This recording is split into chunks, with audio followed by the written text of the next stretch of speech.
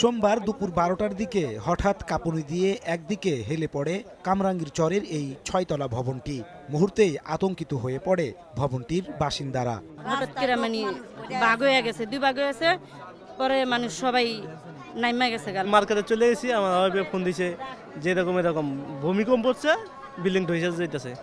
এরপর আমি দৌড়ে যাচ্ছি। আমি মনে করছিলাম যে ভূমিকম্প উঠছে, পাশের বাড়ির ভাই আপনি এটা তত্ত্বই নামেন যে বিল্ডিং পড়ে যাইতেছে গা। তারপর আমরা মানুষজন ডাক দেওয়া সবে উড়ে নামে গেছি। খবর পেয়ে ঘটনাস্থলে ছুটে যান ফায়ার সার্ভিসের কর্মীরা। একে একে উদ্ধার করে ভবনটির ১০টি পরিবারকে। বিচ্ছিন্ন করা হয় গ্যাস, পানি ও বিদ্যুৎ সংযোগ। এক পাশ প্রায় ২.৫ ফিট ৩ ফিট হেলে পড়ছে। এই জন্য বিল্ডিংটা যে কোনো মুহূর্তে হয়তো ধসে পড়তে পারে। হেলে পড়ার কারণ হিসেবে পুলিশ বলছে, বালু দিয়ে জলাশয় ভরাট করে ভবনটি তৈরি করেছিলেন বাড়ির মালিক। এইসব এলাকা ছিল হলে যে ডাবা জায়গা, বালু দিয়ে ভরাট করে তারপরে অনেকেই বাড়ি করছে। যেটা সঠিকভাবে পাইলিং করা উচিত সেগুলো ছিল না বিধায় হয়তো আজকে এই ধরনের এই যে বিল্ডিং হেলে পড়ার কারণ হতে পারে। এটি তৈরিতে রাজুকের অনুমোদন নেওয়া হয়নি জানিয়ে এ বিষয়ে দ্রুত ব্যবস্থা নেওয়ার কথা জানিয়েছেন রাজুক কর্মকর্তা।